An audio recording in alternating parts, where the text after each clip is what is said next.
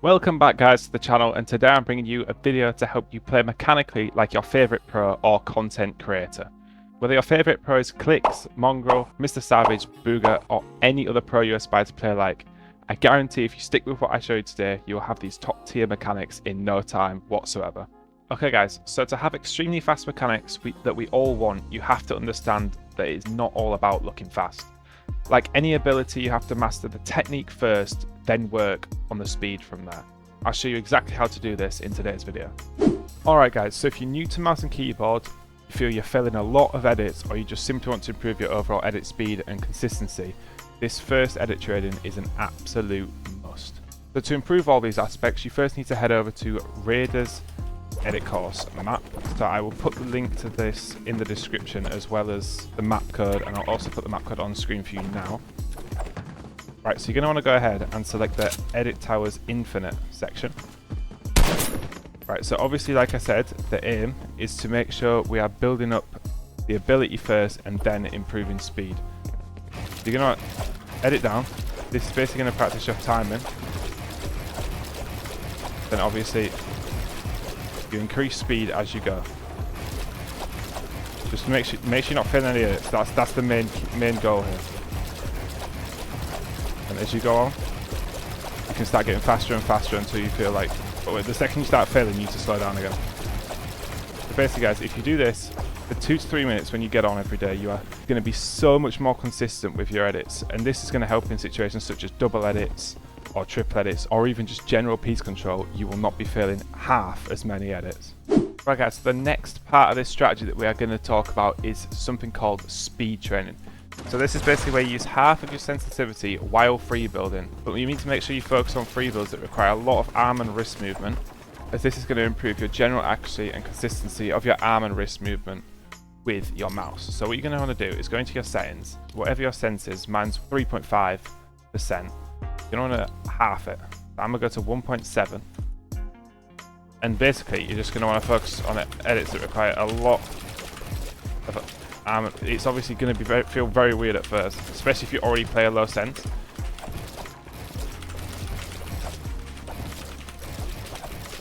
It's going to massively train your consistency within your arm movements and lead to your overall mechanics being much more accurate. It's going to take some getting used to it. If you do this for around 5 minutes and then go back onto your normal sense, you will feel a massive improvement just by doing this simple strategy called speed training. Alright guys, so for the next part of this routine, you will want to go to a map that has a speed selector or either the pads where you can change speed. You're going to start off at, I would recommend 0.8 speed, but it can be slower if you wish, but I think anything lower than 0.8 is just too slow. So basically, with 0.8 speed, you're going to practice editing slower and precise without messing up at all. Focus on nailing your usual free builds, and then try different techniques that you see your favourite pros use. Then after this, you want to implement it into one. So say I'm going to do this, I'm just going to do triple edits. They become a lot easier to implement the timing of different techniques without being pressured because you're running too fast. And then once you've got used to that, go back down, change the speed. As with everything guys, I'll leave the map codes in the description. Yeah, so go to 1 speed, then you can do the same on 1 speed.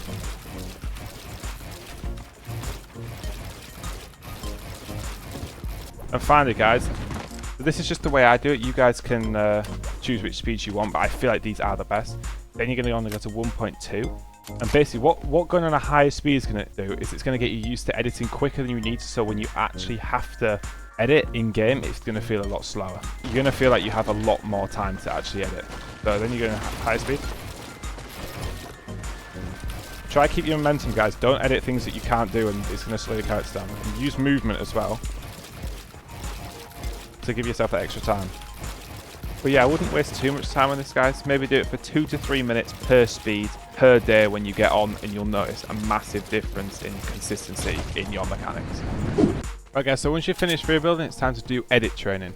You need to be back in Raiders Mechanic Map version 4. Remember, all codes will be in the description below. And I recommend you select all the edits on this tab and make sure you are on the moving section.